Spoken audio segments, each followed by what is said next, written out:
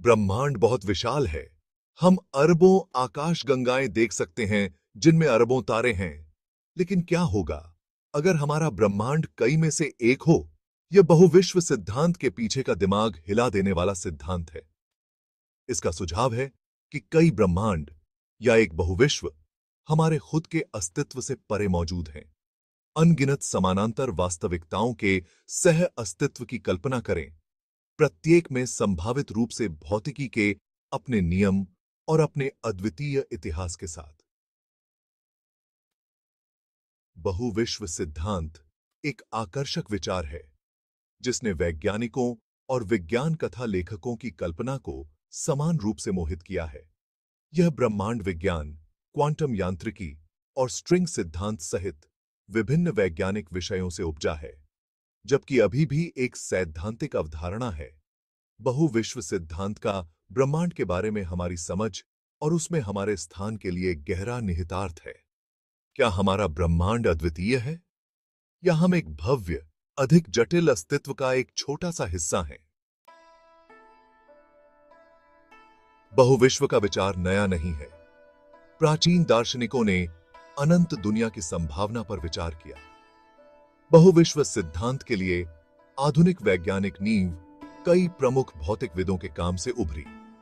Hugh Everett आइट्री ने 1950 के दशक में अनेक दुनिया की व्याख्या प्रस्तावित की। इस व्याख्या से पता चलता है कि हर क्वांटम माप ब्रह्मांड को कई समानांतर ब्रह्मांडों में विभाजित करता है। आंद्रेई लिंडे मुद्रास्फीति ब्रह्मांड विज्ञान के प्रमुख प्रस्तावक हैं। मुद्रास्फीति सिद्धांत बताता है कि बिग बैंग के बाद ब्रह्मांड ने घातीय विस्तार किया। लिंडे का काम बताता है कि यह मुद्रास्फीति प्रक्रिया जारी रह सकती है, बुलबुला ब्रह्मांड का निर्माण कर सकती है। जबकि बहुविश्व सिद्धांत अत्यधिक सट्टा बना हुआ है, कुछ वैज्ञानिक अवलोकन इसकी संभाव्यता का समर्थन करते हैं। एक तर्क ब्रह्मांडीय माइक्रोवेव पृष्ठभूमि विकिरण की एकरूपता से उपजा है। विशाल दूरी पर सीएमबी की समरूपता बताती है कि प्रारंभिक ब्रह्मांड अविश्वसनीय रूप से एक समान था। मुद्रास्फीति सिद्धांत इस एकरूपता के लिए एक संभावित स्पष्टीकरण प्रदान करता है। स्ट्रिंग सिद्धांत अतिरिक्त स्थानिक आयामों के अस्तित्व की भविष्यवाणी करता है। ये अतिरिक्त आयाम संभावित रूप से अन्य ब्रह्मांडों को समायोजित कर सकते हैं।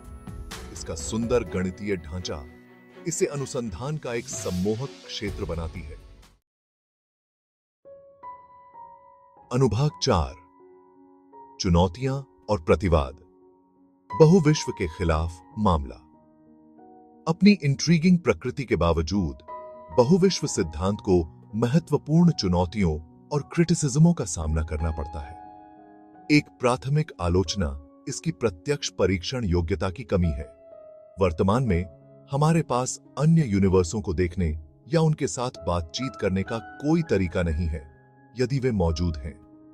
सिद्धांत का सीधे परीक्षण करने में यह अक्षमता कुछ आलोचकों के अनुसार दार्शनिक अटकलों से अलग करना मुश्किल बनाती है। इसके अलावा एक अनंत बहुविश्व की अवधारणा अनंत की प्रकृति और संभाव्यता के लिए निहितार्थ और वास्तविकता की हमारी समझ के बारे में दार्शनिक प्रश्न उठाती है। आलोचकों का तर्क है कि अनंत पॉसिबिलिटियों का विचार हमारे अपने एग्जिस्टेंस के सिग्निफिकेंस को कम करता है और ब्रह्मांड के बारे में सार्थक भविष्यवाणियां करना इम्पॉसिबल बनाता है।